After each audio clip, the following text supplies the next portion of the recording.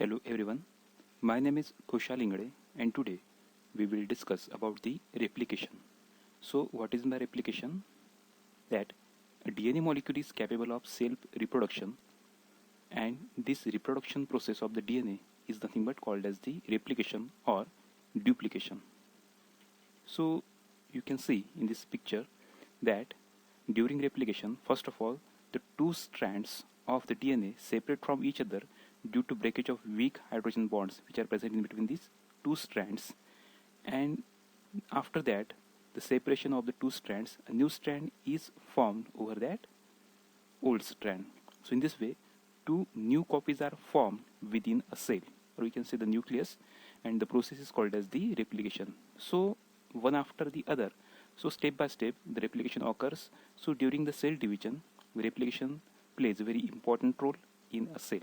Okay, that's why replication is very important mechanism in a cell to maintain the genetic material. Here we will learn about the replication. So first of all, in replication, DNA acts as its own template and produce exact copies of itself, which is an autocatalytic function of the DNA. It means that the DNA itself acts as its own template. Okay, it means that by using the own template, it is making the new strand. Okay, and DNA replicates by semi-conservative method, in which one strand of daughter duplex is derived from the parent while the other strand is newly formed. So here when we learn about the replication, in which we will see that during the replication the two strands become separate from each other, and from the parent strand a daughter strand will be formed. Okay, so that process is called as the semi-conservative method. So here you will get an idea about semi-conservative method. Why it is called as the semi-conservative method? Because see here that this is the parent duplex. What does it mean? It means that both these strands which are present in parent cell. Okay, so this is the parent duplex. Now see, this is the old strand, you can see, right, and this is the new strand. Okay, so it is the replica which is formed over that old strand. That's why one is new and another is old. That's why it is the intermediate, or it is called as the daughter duplex. Okay, here also the same one, that this is the daughter duplex because that here is one old strand and other is new strand. That's why it is called as the semi-conservative method. Now semi-conservative method or replication of DNA, the mechanism was proved first of all the Michelson and Stahl with the help of the E. coli. Okay, so in their experiment E. coli was grown in N15. N indicates the nitrogen. Okay, so this is the isotope of the nitrogen. Okay, normally it is the N14, but here they have used the N15. So whatever the E. coli are there, they were fed on the N15 medium and for the many generations. So they grown the E. coli for the many generations along with this N15 media. Okay, so what happened there? That all the E. coli were containing the N15 in their genetic material. After that, the labeled bacteria was transferred to fresh N14 medium and they were allowed to grow in medium. Okay, so see here, Michelson and Stahl experiment, what they carried out.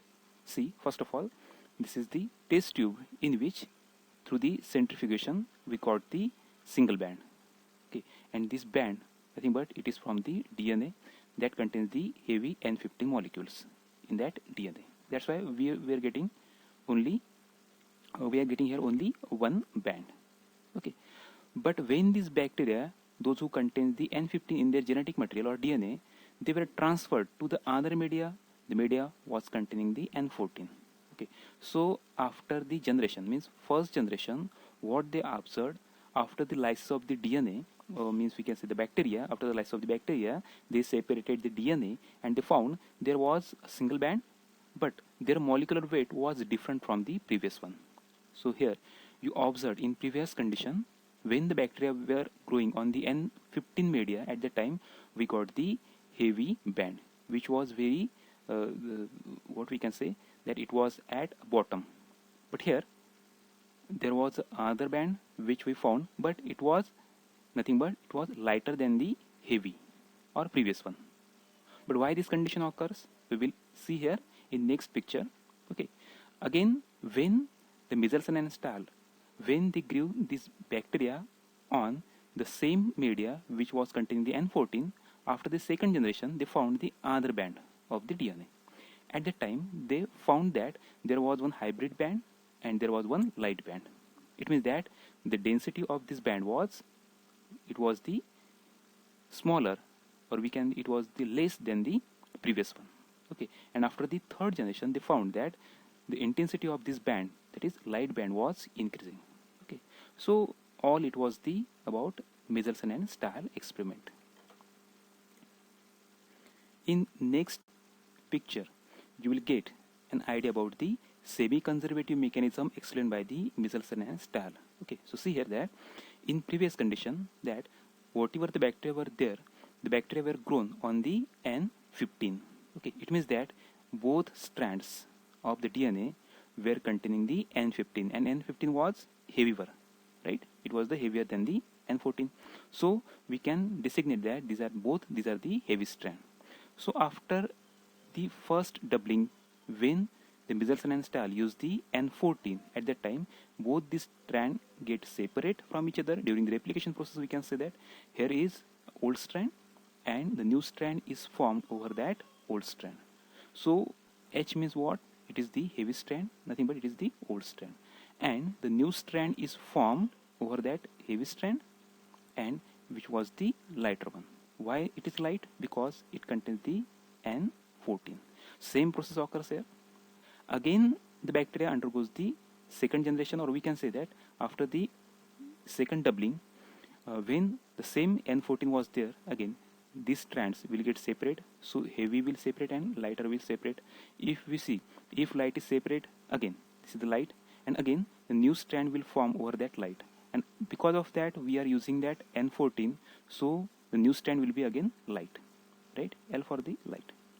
Okay, again the heavy strand still it is present there, and over that heavy strand again new strand will form, and that will be the lighter one. Okay, so in this way the same mechanism occurs here also, and it is found that during the Michelson and Stahl experiment, what they performed, that DNA samples they were tested for heavy isotope, that is N15. DNA from bacteria that had been grown on medium with N15 contain only N15 isotope. That's why all their genetic material contains the N15 only. So DNA of the first generation grew on the N14 media was hybrid. So you can see that it is the hybrid DNA, right? And we can say it is intermediate also. Why? Because one strand contains the N14, that is L strand, and another strand contains the N15 or heavy strand, right? After the second generation, what they observed, the second generation of bacteria differ, means after 40 minutes contain two types of the DNA. Here you can see there are two types of the DNA, 50% of light. Why it is light? Because both the strands, these are the light strand, and both the strand contains only N14, but 50% concentration of the DNA was intermediate. Why intermediate? Because one strand is light and other strand is heavy. Why heavy? Because it contains N15, and why light? Because it contains N14. Okay, so overall this experiment, because we know that replication occurs through semi-conservative mechanism, because these are the predicted result. Otherwise there is another mechanism which can we predict, that is conservative mechanism. But on today's date we know that replication occurs only through the semi-conservative mechanism. So here this experiment proved the DNA replication in E. coli is semi-conservative. Now see in this picture that this is the double-stranded DNA, or we can say it is the parent double helix. When through the replication, when this strand they get separate, over that template or old strand, new strand begin to form. Here also it means that one strand is old and other strand is new, right? That's why it is called as the semi-conservative mechanism or the method of the through which that replication occurs. Now the enzymes and proteins which are involved are essential during the polymerization or the replication. So one by one we will learn here about the enzymes and the proteins. So first of all, that is helicase, then SSB protein, then primase, DNA polymerase, RNase H, and ligase. So except this SSB protein, all these are the enzymes. Okay, so helicase, then primase, DNA polymerase, RNase H, and the ligase. All these enzymes along with this protein, it is called as the SSBP or single stranded binding protein. So all they are required during the replication or polymerization. So one by one we will study about all these enzymes and proteins. So first of all, helicase. So the name itself indicates that the enzyme helicase unwinds the parental double helix. So the name, that is helicase. So this enzyme act on the helix to unwind the double stranded DNA. Okay, so how the process occurs? The process occurs through the breakage of the hydrogen bond. Okay, and for the breakage of the hydrogen bond, they requires energy. That's why the enzyme, that is helicase, will utilize ATP. So we can say that ATP hydrolysis occurs during the unwinding. Now in this picture you can see that this is the double stranded DNA molecule or double stranded DNA. Now when the helicase binds over the double stranded DNA, at that time they will break this hydrogen bond and two strands will get separate from each other. Now the double stranded molecule of the DNA become the single stranded. So you can observe here, these are the single stranded, it is the single strand, right? Again further, that helicase will move towards the opposite direction. So this helicase is moving in this direction and this helicase is moving in this direction. So while moving, they will utilize the energy or ATP, and at the same time they will separate these two strands of the DNA. Now see that double stranded DNA becomes the single stranded. So at this condition, this structure is quite unstable, because when the two strands, when they attach with each other or when they form the hydrogen bond, at that time they are stable, but this structure is quite unstable.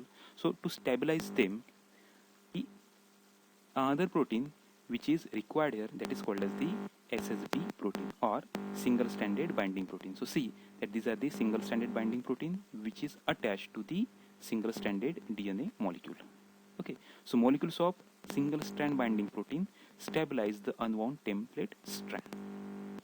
Moving to the next one, that is primase. Now see in this picture, this is the primase. So this is the enzyme which is utilized or useful for the formation of RNA primer. So you see here that this is the RNA primer. But what is the function of this RNA primer, or what is the need of this RNA primer? Because we know that because of the helicase, now the strands, they get separated from each other. So at this time we can say that DNA polymerase should come here and it should start the formation of the new strand. But why there is a need of primase? Okay, and why there is a need of formation of RNA primer? So the answer is hidden here, that DNA polymerase cannot initiate the formation of DNA strand. Why? Because DNA polymerase requires 3' OH, or we can say that free 3' OH, over which that DNA polymerase will add the free ribonucleotide or deoxyribonucleotide.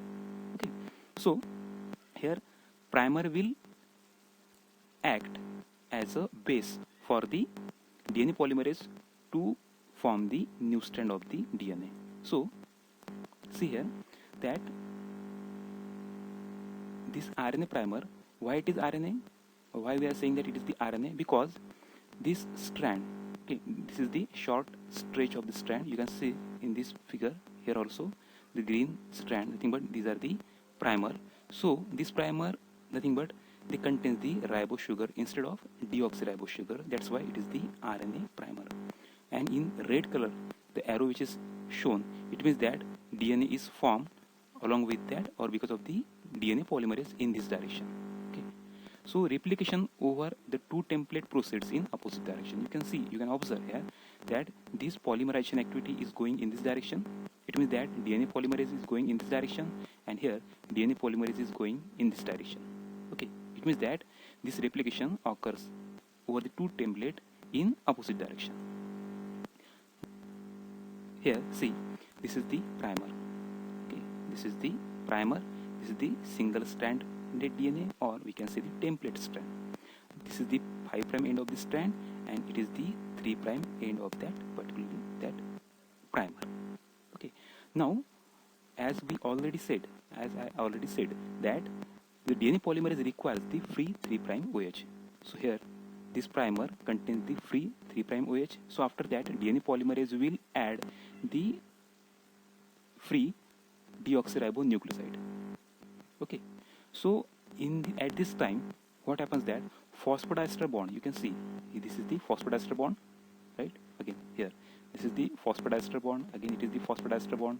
So here this phosphodiester bond is formed in an SN2 reaction, okay, in which the hydroxyl group or OH group which is present at the 3', okay, so the hydroxyl group at the 3' end of the particularly this sugar attacks on the alpha phosphoryl group of incoming deoxyribonucleoside triphosphate. So this is the alpha phosphate, alpha, beta and the gamma. Okay, so forget about this. So this 3' hydroxyl group will attack over the alpha phosphoryl group. At the same time it will cleave this bond, and these two phosphates, these are called as the pyrophosphate, it will be removed from this place, and in this way there will be the formation of bond in between this OH and that P or phosphate. So that's why again this phosphate will attach to this sugar, right? That's why it is called as the phosphodiester bond. Okay, and resulting structure will be like this. So in this way again this is the 3' OH. So this is the site for the incoming deoxyribonucleoside triphosphate. So other new deoxyribonucleoside triphosphate will be added over here by the DNA polymerase. Again the process repeats for the multiple times, and in this way strand will be formed, okay, by using this template strand. So we can say it is the growing strand.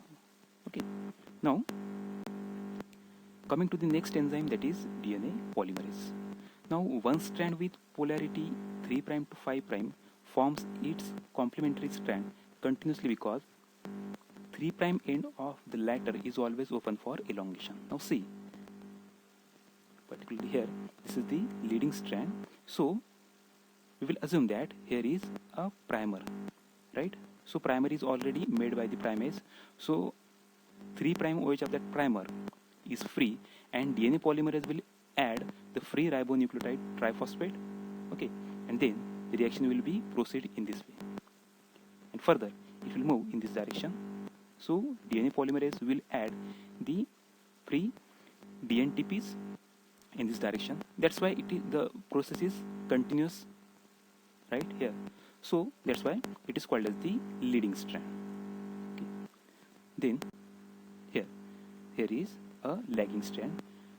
Why it is lagging? Because actually it is opposite direction of that DNA polymerase. So here the DNA polymerase is going in this direction, whereas the DNA polymerase is going in this direction. But why this strand is lagging rather than this leading? Okay, it is forming in continuous manner, whereas it is not forming in continuous manner. But why it is happening here? Because helicase will move in this direction. Here, that helicase, whatever the helicase is here, helicase will very fastly, it will move in this direction. So at the same time again DNA polymerase will move in this direction. So here you can see that helicase is separating these two strands.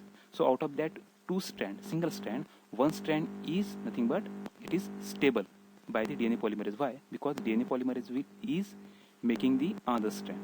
That's why the strand is somewhat stabilized here. But here, because of that helicase, DNA helicase, the single strand will form here, and single stranded DNA is quite unstable. Though the SSBP protein is there, okay, but still it is quite unstable structure, okay, and there is formation of mutation also, okay.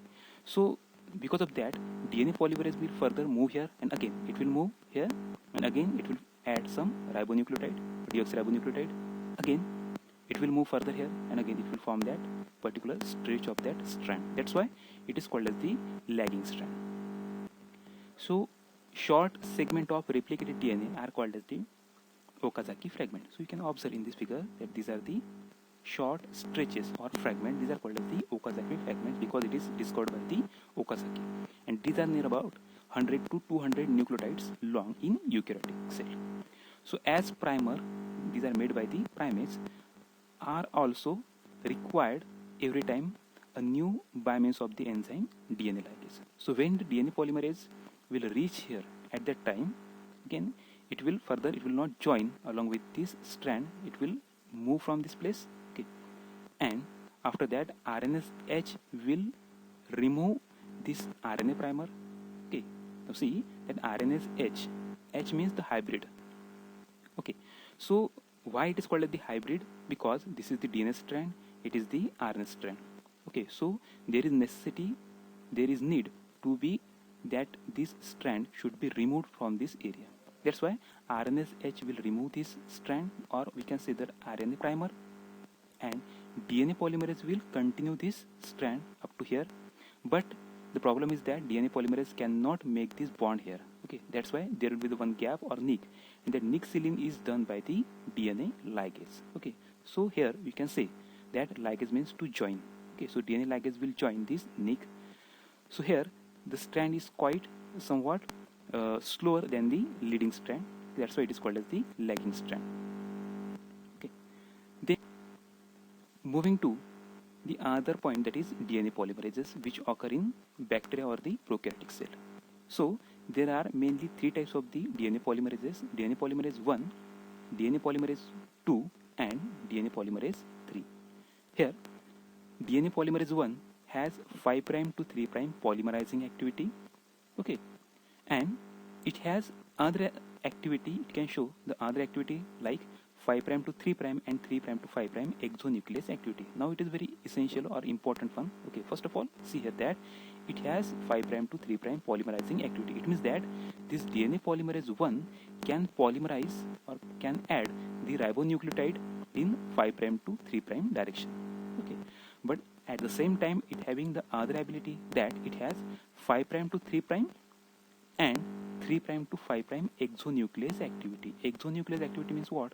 If by mistake, if a wrong base is added or a wrong nucleotide is added during the polymerization, then it can cleave or it can remove that incorrect, what we can say, that incorrect nucleoside triphosphate, okay. So this property is called as the exonuclease property, okay. So due to which mispaired nucleotide is removed. Moving to the DNA polymerase 2, it has 5' to 3' polymerizing activity as well as 3' to 5' exonuclease activity. So same property which we have shown here, only the difference is that it can move 5' to 3' direction also, but it will move only 3' to 5' direction, but it lacks the 5' to 3' exonuclease activity, okay. It means that this DNA polymerase is superior than the, or it plays the crucial role during the polymerization rather than the DNA polymerase 2. Coming to the next, that is DNA polymerase 3. It has essential role in DNA replication.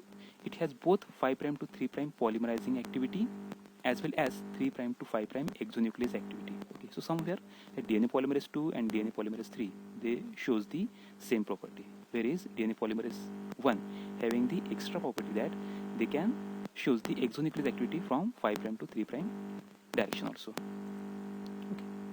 Now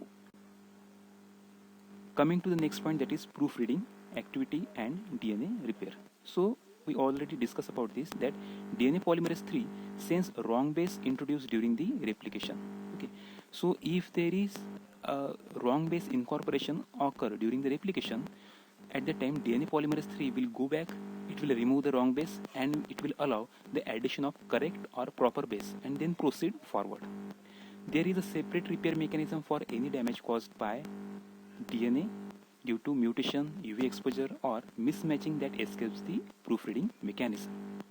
A nick or break is caused by an endonuclease near the region of the repair, okay. So whenever there is a need of repair, so this nick or break is caused by an enzyme that is called as the endonuclease.